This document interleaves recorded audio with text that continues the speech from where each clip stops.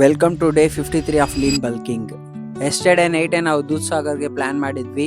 Morning ನಮಗೆ fresh up ಆಗಕ್ಕೆ ಮತ್ತೆ ಬ್ರೇಕ್ಫಾಸ್ಟ್ ಮಾಡಕ್ಕೆ ಒಂದು ರೆಸ್ಟೋರೆಂಟ್ ಕರ್ಕೊಂಡು ಹೋಗಿದ್ರು. ನಾನು ಫ್ರೆಶ್ ಅಪ್ ಆಗಿದ ತಕ್ಷಣ ಬಂದು ಪ್ರೋಟೀನ್ ಮತ್ತೆ ಕ್ರಿಯೇಟಿನ್ ನ ಫಸ್ಟ್ ತಗೊಂಡೆ. ಬ್ರೇಕ್ಫಾಸ್ಟ್ಗೆ ಇಡ್ಲಿನ ತಿಂದು ನಾನು ಟ್ರೆಕ್ಕಿಂಗ್ ನ ಸ್ಟಾರ್ಟ್ ಮಾಡಿದೆ. ಡೈಲಿ ಜಿಮ್ಗೆ ಹೋಗ್ತಾ ಇರೋ ನನಗೆ ಒಂದು ಸ್ಮಾಲ್ ಬ್ರೇಕ್ ಬೇಕಿತ್ತು. ಅದಕ್ಕೋಸ್ಕರ ಈ ಟ್ರೆಕ್ ನ ನಾನು ಮಾಡ್ತಾ ಇರೋದು. ಟ್ರೆಕ್ಕಿಂಗ್ ಮಾಡಿ ಸುಸ್ತಾಗಿತ್ತು ಅಂದ್ಬಿಟ್ಟು ಒಂದು ಎನರ್ಜಿ ಬಾರ್ ತಗೊಂಡಿದ್ದೆ. ಆ ಎನರ್ಜಿ ಬಾರ್ ನ ತಿನ್ಕೊಂಡೆ. ಪೀಕ್ಗೆ ಹೋಗ್ತಾ ಇದ್ದಂಗೆ ವೆದರ್ ಎಷ್ಟು ಚೆನ್ನಾಗಿತ್ತು ಅಂದ್ರೆ ಅದು ಬೇರೆ ಲೆವೆಲ್ ಅಲ್ಲಿ ಇತ್ತು.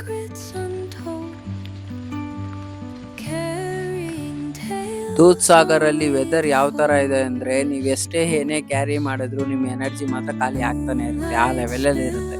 11:30ಗೆ ನಾನು ಕ್ಯಾರಿ ಮಾಡಿರೋ ಸ್ಪ್ರೌಟ್ಸ್ ನ ತಿನ್ಕೊಂಡು ಇನ್ನೊಂದ್ ಸ್ವಲ್ಪ ಎನರ್ಜಿಗೆ ಪ್ರೋಟೀನ್ ಬಾರ್ ತಗೊಂಡು ದೂದ್ ಸಾಗರ್ ಪೀಕ್ಗೆ ಎಂಟ್ರಿ ಆದ್ವಿ.